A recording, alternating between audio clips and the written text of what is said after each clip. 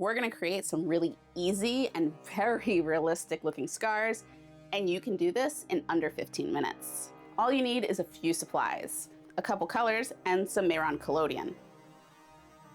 You can start with some undercolor. I like to use pencils, but you can also use powders. And depending on the color you decide to use, you can create different stages of scarring, whether it's a fresher look, it's in its healing process, or just a really old looking scar. If you aren't familiar with this stuff, it is a material that you layer onto your skin, and as it dries, it tightens and starts to pull the skin.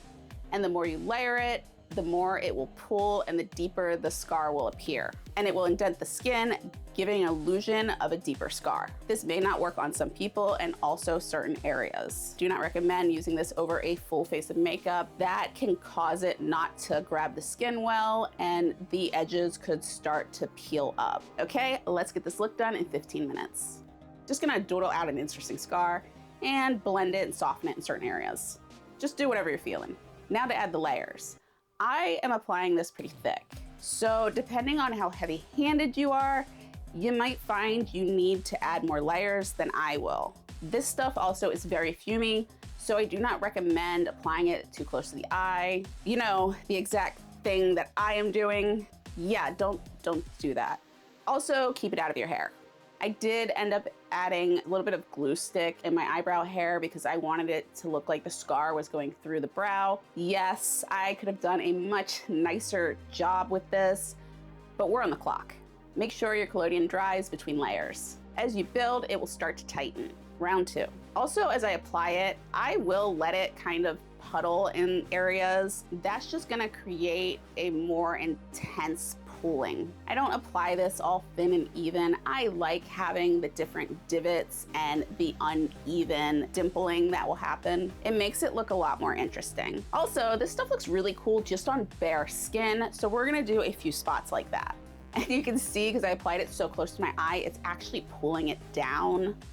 Yes, that effect looks pretty cool. No, it is not very comfortable. I did about 4 passes.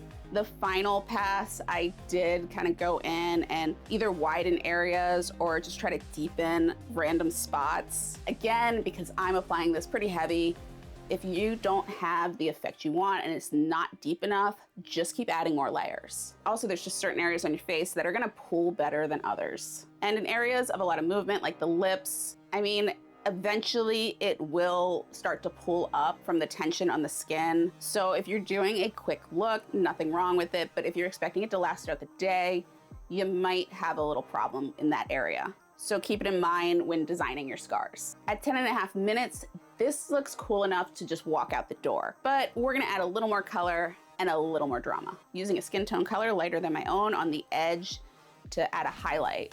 You can smudge it out to soften it some. I don't recommend lining the entirety of your scarring with this color.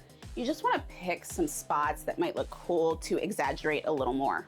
Using the Mehron Pro Color Ring, I'm gonna add some red into the scar. This is just gonna create a little more dimension. You could even use the brighter red around the scar if you want it to look agitated or fresher.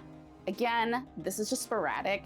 It's for detail, you're not tracing it. That's the scar, and of course, you can go ahead and flesh out the rest of your character's look. Now, if you have sensitive skin or sensory issues, this stuff might not be for you, but you can create really cool scar effects using scar wax, but there is a bit more of a learning curve than with collodion. So click over to the next video and I'll go through some tips on how to create better wax scars and cuts.